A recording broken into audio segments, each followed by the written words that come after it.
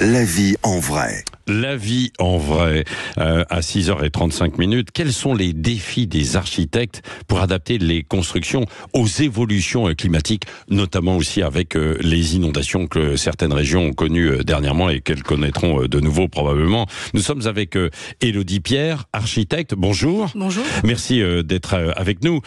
Donc c'est un véritable défi pour vous, même si j'imagine depuis la nuit des temps, évidemment quand on construit une maison, un toit, etc., on pense aux conditions climatiques, c'est-à-dire se protéger de la pluie, parfois en fait du soleil, des chaleurs. Mais là, il y a cette... parce qu'il y a une nouveauté, mais quand même qui arrive de plus en plus fréquemment et des images qui frappent avec ces inondations qui touchent en fait des maisons, des quartiers. Et dans ces conditions, on se dit... comment faire quand on est architecte pour éviter justement trop de problèmes? C'est un peu votre défi, Élodie Pierre. Oui, tout à fait. Peut-être avant de développer un peu la réponse, je vais revenir sur la notion de risque et de risque d'inondation, qui est important de comprendre et de définir. Donc on définit le risque par le croisement d'un aléa avec des enjeux. Donc l'aléa, c'est le phénomène, donc ça va être l'inondation, ça peut être un séisme, un glissement de terrain, enfin plein de phénomènes. Et les enjeux, c'est finalement tout ce qui compose un territoire, tout ce qui fait que ce territoire fonctionne. Donc ça va être en premier lieu la population, bien sûr, le bâti, les activités, les infrastructures de mobilité, les réseaux, l'environnement. Et la notion de risque, elle se définit à partir du moment où l'aléa va venir impacter tous ces enjeux. Et la question qui se pose, c'est à la fois de savoir comment est-ce qu'on va pouvoir réduire la question de l'aléa, intervenir sur l'aléa, et ça c'est peut-être moins une question d'architecte. Mais nous, ce qui nous concerne en termes d'architecte, c'est plutôt de voir comment est-ce qu'on va pouvoir agir sur ces enjeux pour diminuer leur vulnérabilité et donc engager l'adaptation de ces enjeux et du bâtiment. Non, mais vous avez bien défini les choses, effectivement, Élodie Pierre, parce qu'il y a le défi des aménageurs, en quelque sorte. Est-ce qu'on construit dans des zones qui sont inondables, qui étaient inondables à un moment donné, qui ne le sont plus et qui peuvent le redevenir? Et puis, vous, dans ces conditions, comment construire, quoi? Comment construire ou solidifier ou rénover, quoi? Alors c'est plusieurs aspects, effectivement. Alors la question de comment construire, il y a des cadres réglementaires pour les zones qui sont constructibles. Donc c'est le rôle notamment de tous les plans de prévention des risques, plans de prévention des risques inondations, qui encadrent et maîtrisent l'urbanisation dans ces zones à risque, de façon à éviter justement d'ajouter des enjeux et d'ajouter de la vulnérabilité. Et se pose aussi la question de comment est-ce qu'on va intervenir pour agir sur la réhabilitation, puisque c'est l'enjeu de la réhabilitation est au croisement aussi de la question du logement et la question de la protection des enjeux environnementaux de façon générale. Et là, notre angle d'action, en fait, notre moyen d'action pour nous architectes, c'est vraiment d'agir, de comprendre comment se construit la vulnérabilité d'un bâtiment. Et cette vulnérabilité, elle se construit à différents niveaux. Déjà, en premier lieu, ça va être la vulnérabilité des personnes qui habitent à l'intérieur, puisque de toute façon, le plus important, c'est de protéger les habitants. Bien sûr, Ensuite, il va falloir comprendre la vulnérabilité de la construction par rapport à cette inondation. Alors, quand on parle d'inondation, il faut savoir qu'il n'y a pas une inondation, il y a des inondations. Voilà.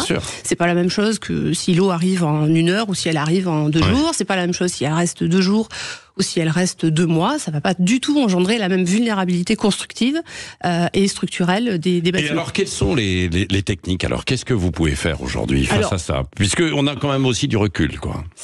Oui, alors on a du recul. Alors, ce qui est important pour nous, c'est ce que je dis, la priorité, c'est vraiment d'aider à traverser la période de crise et à faciliter le relèvement. C'est-à-dire que on va pas forcément. Alors nous, c'est ce que je disais tout à l'heure. On n'est pas vraiment là. On n'est pas là pour travailler sur l'aléa. Donc on va pas être là pour supprimer l'inondation, mais plutôt de voir comment est-ce qu'on va pouvoir malgré tout accueillir cette inondation et faciliter le relèvement. Donc ça va passer par des techniques, par des changements de matériaux, ça va être par des solutions d'adaptation du programme, c'est-à-dire essayer de comprendre comment aussi la fonction du bâtiment risque d'être altérée et voir comment est-ce qu'on peut répartir à l'intérieur d'un même ensemble ou d'un même bâtiment ou à l'échelle plus globale d'un territoire, comment est-ce qu'on peut répartir les enjeux de façon à éviter les situations de blocage. En fait. Et il y a justement des produits, des matériaux aujourd'hui aujourd'hui, qui peuvent subir des inondations et qui tiendront par la suite, quoi, pour éviter les situations de pourrissement, enfin, de dégradation. On oui, sait bien ces sûr. bâtiments, parce que c'est vrai quand il y a des quartiers inondés, on se dit bon, est-ce qu'on rase tout Non. Et on ne peut pas, quoi, bien sûr. Non, on peut pas tout raser. Alors après, dans certains territoires, se pose très sincèrement la question de savoir dans quelle mesure on va pouvoir vivre des inondations à répétition. Je pense qu'il faut quand même se poser sérieusement la question. Ne serait-ce que parce que les assurances pourront pas indemniser de nombreuses fois. Et donc, lorsque c'est possible, l'idéal, c'est effectivement de protéger les gens qui vont habiter, ou qui occupent ces locaux, de protéger les fonctions, et ensuite de mettre en œuvre des matériaux qui seront faciles ou tout au moins d'aménager les zones qui vont être inondées, des bâtiments, de façon à ce que l'on puisse faire des travaux rapidement, intervenir rapidement pour les remettre en état. C'est essentiellement ça, véritablement, la question. Et là, aujourd'hui, il y a des matériaux et des nouvelles techniques qui permettent de le faire, de l'envisager. Bien sûr. Alors après, ce qu'il faut voir, c'est que c'est pas. Alors en termes de matériaux, bien sûr, on pense tout de suite à tout ce qui va être un peu hydrophobe, mais c'est pas nécessairement, incompatible avec l'utilisation du bois ou de matériaux, de moins minéraux, si vous voulez. Mais il faut encadrer la façon dont ils sont utilisés et mis en œuvre pour pouvoir faciliter leur remise en état. Et peut-être une dernière question, vous avez dit, Élodie Pierre, sur la vulnérabilité aussi des habitants. C'est-à-dire, c'est quoi? C'est imaginer qu'ils peuvent monter facilement à l'étage, c'est ça. C'est ça. C'est faire en sorte que personne ne risque d'être piégé, en fait, à l'intérieur de la construction, qu'il puisse y avoir des zones refuges qui permettent aux gens de se mettre en protection en attendant les secours. C'est aussi faciliter l'accès des secours aux bâtiments ou aux logements.